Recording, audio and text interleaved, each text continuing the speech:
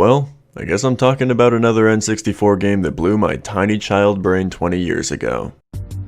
How's it going, everybody? Have you seen this game around? I'm willing to bet for a large percentage of everyone watching, you probably have. I don't know what it is about the N64 and its racing games, but they kinda seem to show up everywhere when I was a kid. If somebody owned an N64, they probably owned 1080 Snowboarding or Wave Race 64, and I just think that's a beautiful thing. Why is it a beautiful thing? I'm so glad you asked. Before I get into all the tiny little details that make 1080 Snowboarding a masterpiece of a game, I just want to plug today's sponsor, my subscribe button. Look, ever since November 1st of last year, I've actually been monetized here on this channel, which is an amazing milestone for me to have hit, but we've already blasted so far past the requirements for that. I'm very grateful for all of this, and I just want you to know that I'm here for the long haul. If you like the content, consider sticking around by subscribing to this channel. Anyways, let's talk about the cool snowboarding game now. First of all, let's talk about how well this game controls.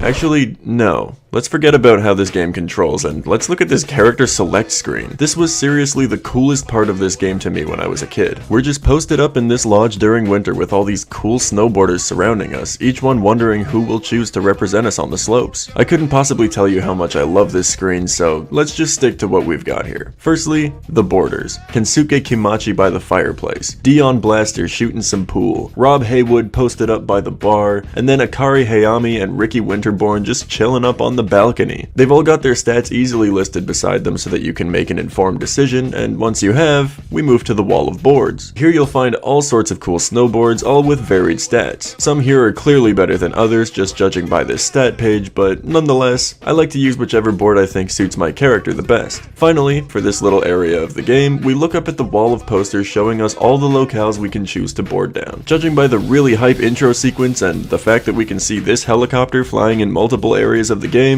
I'm pretty sure we just get flown over to whichever place that we'd like to go. Pretty high class shit coming from a little log cabin on a mountain. Okay, blah blah, Milo's in love with the character select screen, but how well does this game actually control? Well, obviously, it controls fantastically. If you've been around here a while, you'll know that the games I generally choose to talk about are games that I'm a really big fan of. But yes, it controls very, very well. The steering and carving through the snow feels responsive, the speed feels really satisfying while never becoming too much if you know the course ahead of you, and as is the trend with old N64 games that I continue to get my hands on, it's surprisingly much deeper than I thought a random snowboarding game would have been for the year that it came out. To start off a race, you'll need to tap forward once to kind of kick yourself off, otherwise you'll suffer a pretty slow start. Once you get going though, you gotta hold the Z button to crouch down and gain speed. The caveat to holding Z is that your handling will take a dive while you're doing it, but again, familiarity with the courses will easily let you know when you should be crouching down for speed or releasing crouch to carve nicely through these turns. On top of this, we also have a landing mechanic, which is probably the piece of this system that rewards skill the most. Right before your board makes contact with the ground from a jump, you're gonna want to hit Z, your crouch button, to kind of cushion your landing. Otherwise you'll be taking regular jumps built into the course, wondering why your character always falls over or lands in an unsteady way. This sounds pretty easy on a surface level, but depending on the jumps you're going off of, how far you're falling, or the angle of the ground you're going to be landing on, it can be really quite difficult to nail this every time. I really dig this mechanic. It's been the winning or losing factor in many of the games that I've played with my friends. To continue talking about controls, but in a slightly different vein of the game, let's go over to the trick system. Oh yeah, we've got snowboarding stunts in this game too, don't you worry about it. It doesn't really go that deep, but let's do a quick rundown here. Firstly, your A button can be held for a small amount of time to get good air off of a jump, while your B button will act as your stunt button. Hold any direction on your stick and press or hold B and you'll be grabbing your board in so many different ways. Boarding smoothly while pulling off tricks that don't actually amount to any points in a race is an easy way to keep your opponents jealous of your skills. But there are some tricks harder than this. To 180 your board, you press R and the direction that you want to spin. To 360, you press R and rotate the stick in the direction that you want to spin. But to do a 720 or god forbid a 1080, it gets much harder. A 720 requires you press in R with a full rotation and almost immediately after you do, press in R and B with another full rotation in the same direction. This basically all has to be input before your first spin completes, which is kind of asking a lot with an N64 stick, but once you get the timing down, it's not that bad. But that damned 1080. Here, you'll need to do exactly what you did for the 720, but add in an extra spin at the end holding R, B, and Z at the same time. It really isn't easy to get this done for the first time, but again, a little learning here goes a long way. But hold on a second,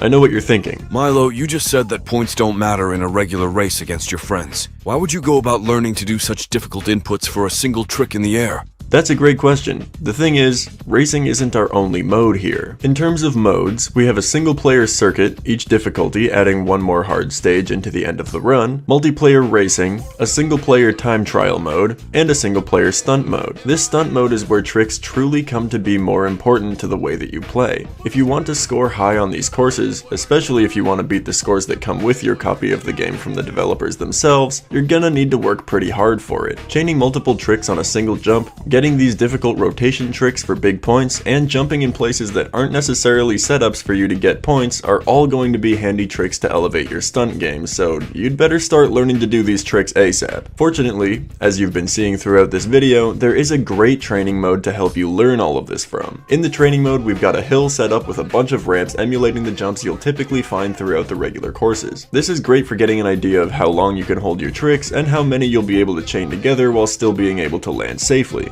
On the other side though, we have a half pipe. It's a great way to consistently jump one after another to get the hang of doing tricks and trying out your rotations. This is a lovely little addition to the game. To top off all of this learning though, we do have one more mode where your skills are going to pay off, and that's in the contest mode. Contest mode is basically a circuit much like the single player races where your goal is to get the highest possible score over all of the tracks. Not on the courses individually, but over the entire run as a whole. This is a really fun mode to play for me, especially if you're trying to beat your own scores or the scores that your friends have set. Overall, this game is incredible.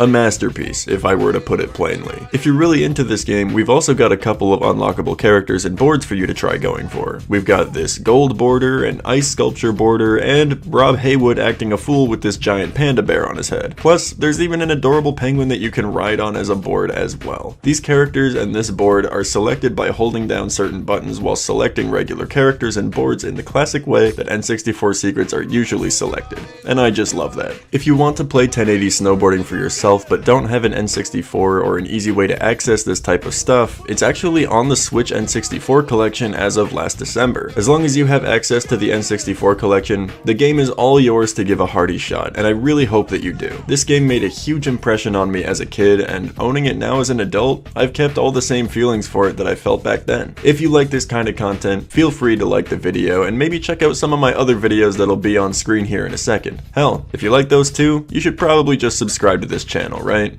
Okay, sick. I've got more content in the works that I'm trying to finish up now, so stay tuned. As for now, my name is Myloe, and I'm out.